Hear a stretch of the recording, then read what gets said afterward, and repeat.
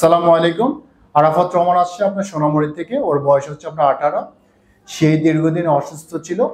অসুস্থ থাকার কারণে তার হাত পা এত শক্ত হয়ে যেত খিঁচুনির কারণে, সেটা বলার বাইরে ছিল। এবং কি এই খিঁচুনির কারণে সে কিন্তু জিহ্বাটা বাইর করতে পারতো না, জিহ্বা কথাও বলতে পারতো না। সে আসছে আমাদের কাছে জীবন আলো হাসপাতালে, ডাক্তার মোহাম্মদ ইমাম হোসেন স্যারের কাছে। এখন বর্তমানে সে কতটুকু ভালো আছে, কি সমস্যার জন্য আমাদের কাছে আসে, আমরা বিস্তারিত তার মার কাছ থেকে শুনবো। আসসালামু আলাইকুম। এই যে আপনি দীর্ঘ 18 বছর আপনার বাচ্চাকে নিয়ে আপনি অনেক কষ্ট ছিলেন, অনেক সংগ্রাম করেছেন, অনেক ডাক্তার দেখিয়েছেন, অনেক কবিরাজ দেখিয়েছেন, এই যে আপনি আমাদের কাছে আসেন, কিভাবে জানতে পারলেন আমাদের এই ধরনের ট্রিটমেন্ট গুলো দিচ্ছি?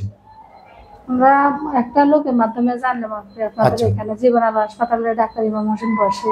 জি। তখন আমরা এটা শোনার পর আমরা এটা এখানে আসলাম আর কি। এখন ইমাম হোসেনের ডাক্তার মাধ্যমে এখন আমরা এটা ট্রিটমেন্ট নিয়ে এখন খিঁচুনিটা এখন বদ্ধ হয়েছে এবং কেউ জিভে লাইতেও পারে না, জিভে কিছু করতে পারে না। এখন থেরাপির মাধ্যমে এখন জিভে একটু বার করতে পারে। কি সমস্যার জন্য আমাদের কাছে আসেন? খিঁচুনির জন্য। আর কি সমস্যা ছিল? আর মানে জিহ্বার কারণে এটা এসে কথা বলতে পারে না, লোল পড়ে। আচ্ছা, মানে কথা বলতে পারে না, লোল পড়ে, তার হচ্ছে খিঁচুনি ছিল, খিঁচুনির কারণে তার হাত পা গুলো সব বন্ধ হয়ে যেত, শক্ত হয়ে যেত। এই সমস্যার জন্য আপনি জীবন আলো হাসপাতালে ডাক্তার মোহাম্মদ ইমাম হোসেন স্যারের কাছে আসেন। এখন বর্তমানে আপনার ছেলে কতটুকু ভালো আছে? আছে আলহামদুলিল্লাহ, আগের থেকে অনেক ভালো আছে। এখন কি সমস্যার সমাধান হয়েছে আপনি একটু বলেন। মানে সমস্যার সমাধান হয়েছে, খিঁচুনি বন্ধ হয়েছে, খিঁচুনি বন্ধ হয়েছে, আর জিভে একটু বাইর করতে পারে, জিভে একটু বাইর করতে পারে। আচ্ছা, তাহলে কি কি ইমপ্রুভমেন্ট দেখতে পেলেন আবার বলেন।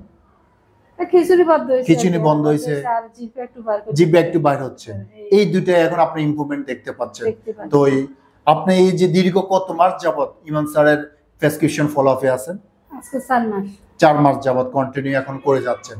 আমরা দোয়া করি আরাফাত যেন কন্টিনিউ যেন প্রেসক্রিপশন ফলো আপে থাকে, আর এইভাবে যেন সে তাড়াতাড়ি আর সুস্থ, তার মার কাছে তার বাবা মার স্বপ্ন যেন সে তাড়াতাড়ি পূরণ করতে পারে, এটাই দোয়া করি।